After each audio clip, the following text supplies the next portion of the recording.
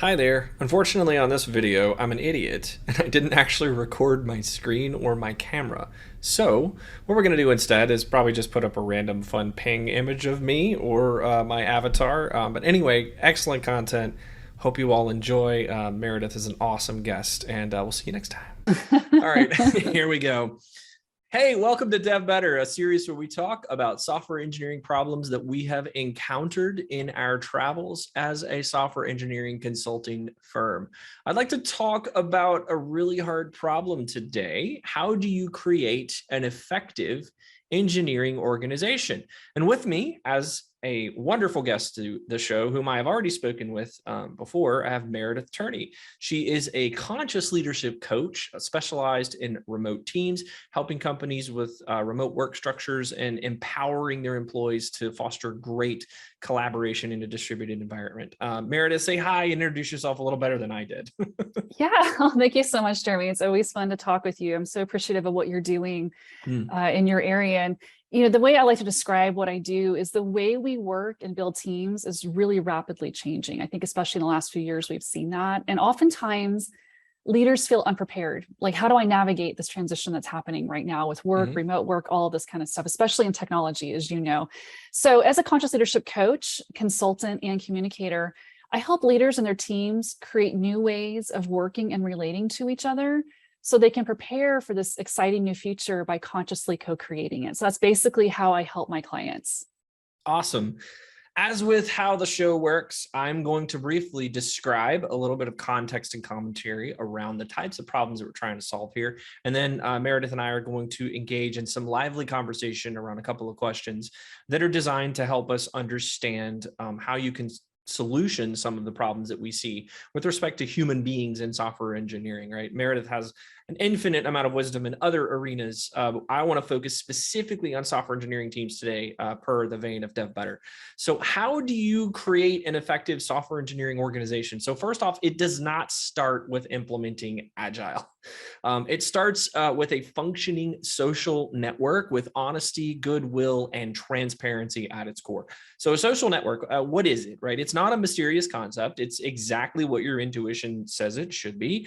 It's relationships between people, right? Your family is a social network, your circle of friends, your organization at work, and the entire population of the country that you live in. So what does this have to do with software engineering teams? To elaborate, building software is an art. It requires multiple actors all working their parts as asynchronously as possible. This includes QA, UX, the product team, business stakeholders, and others, depending on how your organization is built. Proper communication across those lanes doesn't happen if the relationships between these individuals in those groups is fundamentally broken in some way. Read office politics. I am assuming close collaboration between elements of a cross-functional team in order to create a high-performing crew, right? We don't toss things over the wall. We don't, push responsibility away or just work in isolation, only do the things that make me happy or that make me look good inside my organization, right? We're talking about a generative culture, not a pathological culture, in order to build high-performing teams that have empathy, right, for one another. So a crucial piece to forming functional teams is ensuring that all those communication lines are respectful, they're well designed. It may be funny that you have to design a communication stream between an engineer and an external source, but this is where a lot of the problems occur during implementation of a software engineering process. By defining a baseline set of ideas that we all understand, we can avoid any potential miscommunications and problems. And how do you do that? The magical T word, trust, which is one of the most difficult things to talk about in business today, right? Especially when we're all backstabby and just trying to climb the corporate ladder, which I would like to think we've evolved past that in most organizations, but there's still probably a few out there, unfortunately, who you are, that are having troubles with that, right? So many engineering teams, they don't trust their stakeholders because of the various hoops that they're forced to jump through in order to complete tasks. Poorly implemented agile frameworks are the root cause of this, and I'm a crusader against poorly implemented agile. That's a whole nother show. Yes, it's coming. A great example is hedging stories during a sprint. When we do this, we're asking our engineers to be dishonest with the time that we believe it would take to complete a given unit of work. So we're building dishonesty into our system. As a brief aside, estimates in general are never correct, and they're not to be trusted. This is, again, yet another show that we'll talk about in the future. But systems that require this, along with push-based concepts like sprint commitments, engineering teams are always rewarded for under-promising while over-delivering. And again, it may feel cool and it may feel good and it will make you feel great about your capacity, but it doesn't really help anyone understand the true capacity of that team and what that team is doing. So how do we solve this? And then we're going to get to our questions, right? Well, first, we have to start by focusing on avoiding anti-patterns, like in my previous example, that produce this bad behavior. Second, we must establish a clean, respectful dialogue on what we're building, why we're building it, and how we'll protect ourselves from scope creep and unreasonable asks. Finally, we need to continue to reinforce the trust between all organizations through blameless conversations designed to seek out waste and rework. Teams tend to get defensive in the face of criticism, so we must come to the table with a humble learner's attitude, admit that we made mistakes, and continue forward with the end goal, which is completing the project or getting your sprint commit out of the way. The first place this has to happen is with leadership, and that's why we have Meredith with us today. Leaders lead by example. Anything else is meaningless. By incorporating a hefty dose of emotional intelligence, humbleness, and well-intentioned criticisms into your software engineering ecosystem, I guarantee that you can see an eventual lift in productivity. So, functioning social networks with positive interactions deliver better software. It's pretty obvious now that we think about it, right? Because it's no different than a functional social network in life. There's just some professional guardrails kind of keeping us inside it. So with that being said, my random monologue, thank you, Meredith, for listening and nodding along. I very appreciate it. Let's answer some really hard questions. So building an effective social network is challenging in any field. So Meredith, this is your area of expertise. What steps can leaders take to ensure that they are building the right social networks inside their teams? Yeah, it's such a great question. I'm so glad that we're starting with this, Jeremy. And the first, I want to harken back to something you just said a minute ago. This starts with leadership.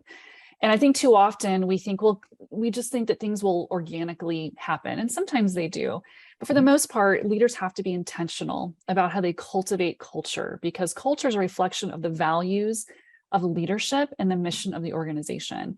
And so how are leaders building their social networks? How are they talking to their employees? Are they getting input from them? How are they creating that? And one question I have is, are you a remote team? Are you a hybrid team? Are you co-officed somewhere? Because that impacts how you create your social networks. So I think it has to be tailored to the culture you're trying to create, how your organization is structured, whether it's remote, hybrid, co-officed, whatever the structure is. You have to be really intentional about how you cultivate that culture. And I think it starts with the leadership and how are they relating to each other and how are they building their social networks with their employees. 100%. So I'm going to go off script a little bit because you mentioned something that I really think is a question, especially given the recent Musk event that we all know about. How do you create social networks inside remote teams? Now, we're a remote company, right? 7Factor, since the beginning, has worked as a remote crew because I fundamentally believe that software engineering can be done anywhere in the world, right? We're already doing this. We offshore stuff. So don't lie to yourself and think that you have to have people sitting in a room to do things when you have an offshore crew that's doing that in another country, right? So what are some things that you've found and some ideas that you have seen with helping to develop better social networks inside remote teams? Yeah, that's a fantastic question. Actually, I had to do a Substack newsletter that I write every week. And I think it was a week or two ago, I did one about mandatory fun. And if you think about that Office episode where Michael took everybody off site and they were like had a horrible day at the beach, too often we think, oh, we've got to mandate fun so people will like each other and really get together and we'll build these social networks. That seems very ham-fisted, that approach. It seems like this is just the best practices, so we're going to do this. But again, I think you have to go back and create something that's bespoke. It needs to be something that's tailored to your particular organization. And yes, there are generalities about how people relate and like to get to know each other. Yeah. But I think you really have to get into like asking your employees, how do you want to get to know each other? And for some people, yes, they're going to want to do a happy hour. They're going to want to get to know their colleagues, know their kids' names and what their dog did at the playground last weekend. Like some of them are going to want to know that, but some of them just want to dip in, do the work, get to know their colleagues enough to be able to work well together, but they don't want to like be involved in everything. And so if you're trying to mandate things, you're probably going to lose some of that social connectivity as opposed to trying to force create it. 100%. And I have to say that I've been the recipient of mandated fun once or twice in my career. And as a software engineer, I'm going to tell you right now, we don't all want to have fun with you.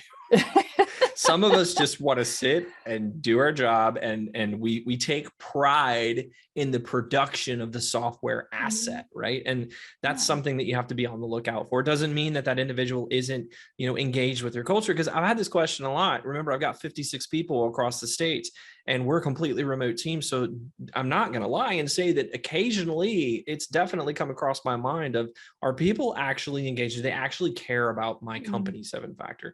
And I've done a lot of these surveys and I've asked them questions. So don't be surprised if you ask somebody, what do you want to do in order to build a remote culture? They're like, I'm fine. I don't need anything from you. I love my job and I love what I do, and I don't need you to give anything. But on the flip side, we also recently implemented a virtual water cooler in Slack, where we have like one period of time where Slack has this cool feature called huddles, where you can just click a little button in the lower left-hand corner of your screen, and it just fires up an audio feed. So we'll all schedule a time and we'll just kind of jump into the virtual water cooler for like 30 minutes during a lunch one day and just hang out and chat. It's a fantastic way to build community, but it's also, like you mentioned, you're allowing people to come to you with the level of engagement they are comfortable with, as opposed to forcing them to engage the way that you think is best, which is a huge mistake I think leaders make all the time. Absolutely. And I totally agree. And I think that moving forward now, think about 10 years ago, remote work really wasn't as feasible as it is now with technology and everything that we have. And so again, I think we can really tailor it to whatever the team needs, and people can dip in and dip out whenever they need to. Because some people, as you know, need more social connections. Some people are more extroverted. Absolutely. They need more. So let's provide that to them. But for the people who are the coders, who just want to go into a corner and like just bang it out and go on a sprint and type whatever they need to, code, let them do that. And maybe they dip in for happy hour occasionally, whatever works for them. Yeah. I think we just have to tailor it and offer it as a service, but no, that work is work for most people. They don't want their coworkers to be their family. Doesn't often happen that way. So whatever you can offer to them, let them dip in whenever they need to and just see what's available to them. Yeah, I wrote a recent article on that your work's not family. And I know people, they are well-intentioned when they say this, because what they're trying to do is saying, I care about my employees.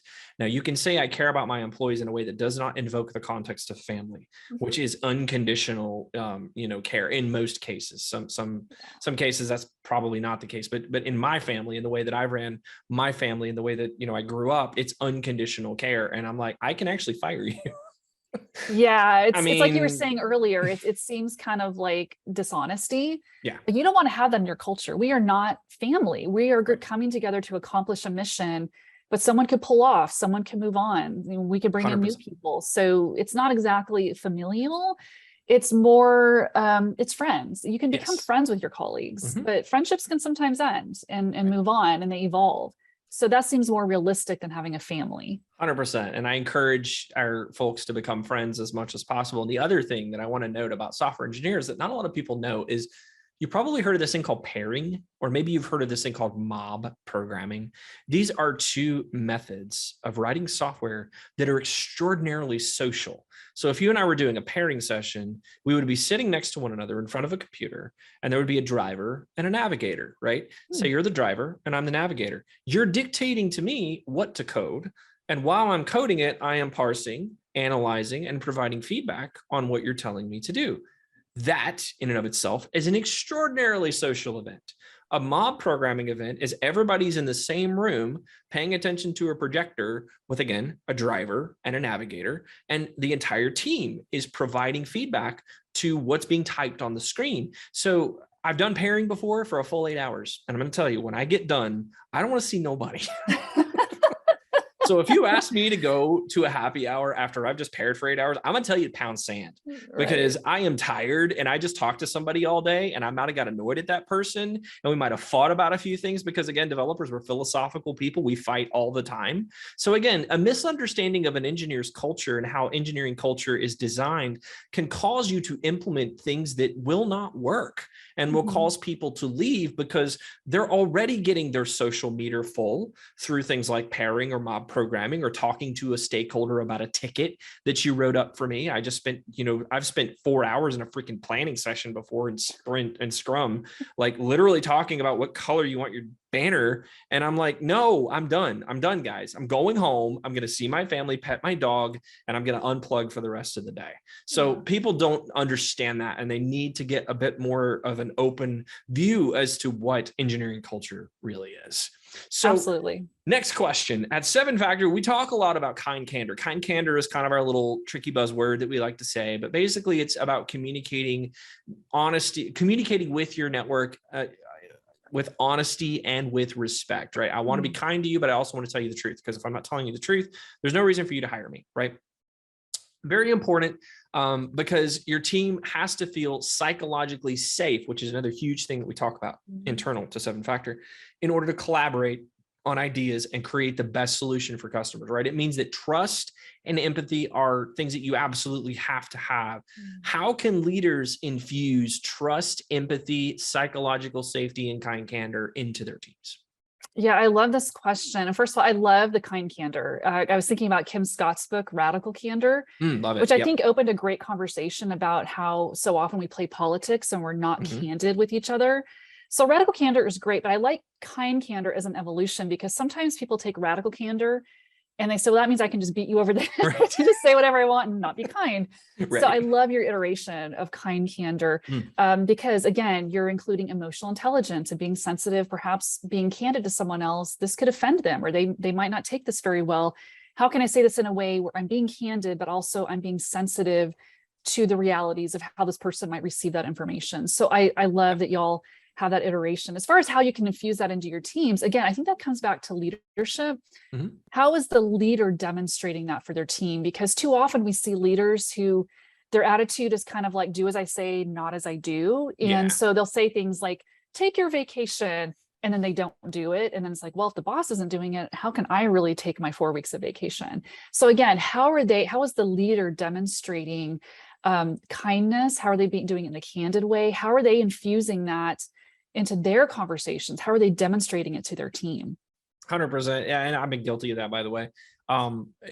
You have to show others that kindness and empathy is an acceptable thing, because in a lot of cases in these big corporations that I've worked in, and also just in a lot of startups that are very, sort of bro startup culture, if you're not tough or if you don't have grit, you're weak. And I would argue that the people who do not have that level of emotional intelligence are far weaker than those who do from a leadership perspective, because when you have empathy, emotional intelligence, and you know how to be kind to someone, you can get what you want in ways that you would never imagine. There was someone I worked with at Solemn that said something to me when I was coming up in the ranks: you catch more flies with honey. I know that's a very old adage, right? It's a very sort of ancient way of stating that when you're nice to people, they will listen to you.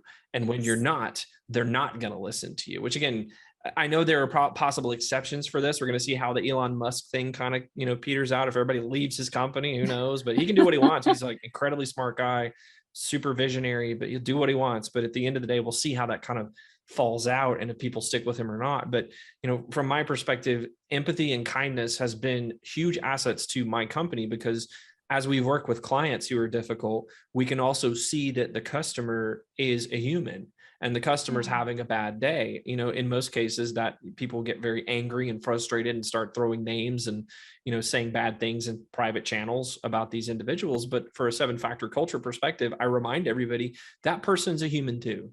and you need to understand and try and put yourself in their place and lead them through your actions, because maybe even the actions of a software engineer working on a random project can impact like a VP of engineering who sees that person, operating with trust, kindness, and integrity. Like, it's the small things in life people pay attention to. And I think it's very important for us as leaders to give examples of that. Because again, if we don't, what are we doing? We're just telling people what to do and pushing them around, right?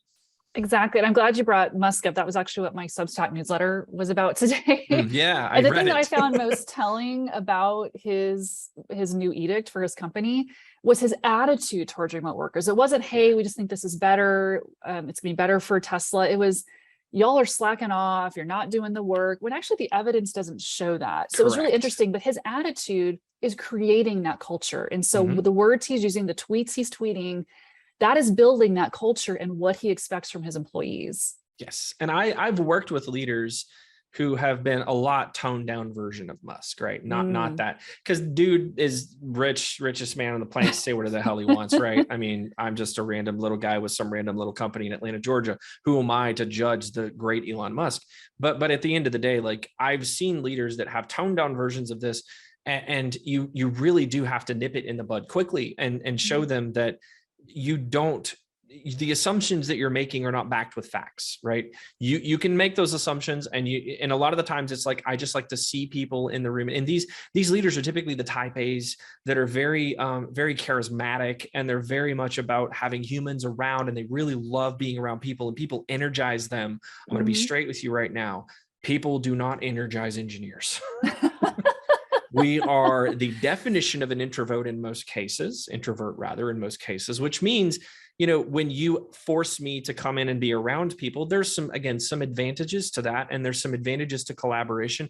And there are plenty of studies and work that's been done to prove that there's less miscommunications when we're sitting next to each other. There's body language. There's all kinds of important things that as humans, we have evolved to care about, in our little social circles. But at the same time, developers, you have to tailor your edicts to the people that are working for you. Right. And I think that was another piece of sort of Musk's edict that I think was interesting, is that maybe he is talking about like factory workers and things like that. The software engineers, if I were a software engineer working for him, I would probably tell him to pound sand, because I can do my job just fine without being in an office. And we've proven that. And again, the assumption that you're lazy if you're not in the office, again, I don't want to make this about Elon Musk, but still, that just drove me insane, because again, I am not lazy because I am not coming into the office every day. I work my butt off to try and make my clients happy, to try and architect good software. So it's kind of insulting for people to hear that when they are effective at their jobs. Right. Yeah, absolutely. Totally agree. And I'm so glad that you have a very clear example in engineering that sometimes we don't need to be in an office with other people. We can actually get more done on our own. 100%. All right. So last question. In an environment where experimentation is encouraged, there will be failures, right? Trust and empathy are very important in those scenarios, because again, it's a failure, and failures can be viewed in different ways depending on the context of the failure, right? My take on failure is it's an excellent chance to learn and an opportunity to be better, which is what Kanban and Scrum and DevOps and all these little tiny iterations that we do in our software engineering life cycles, they're encouraged to suss out those learnings from a failed launch or a failed piece of software or a failed user experience. So, but that requires that leaders understand failure. So what can we do to allow room for experimentation and mistakes in our teams? Yeah, this is such a great question. I think it goes back to whole that building a culture of psychological safety, trust, social networks.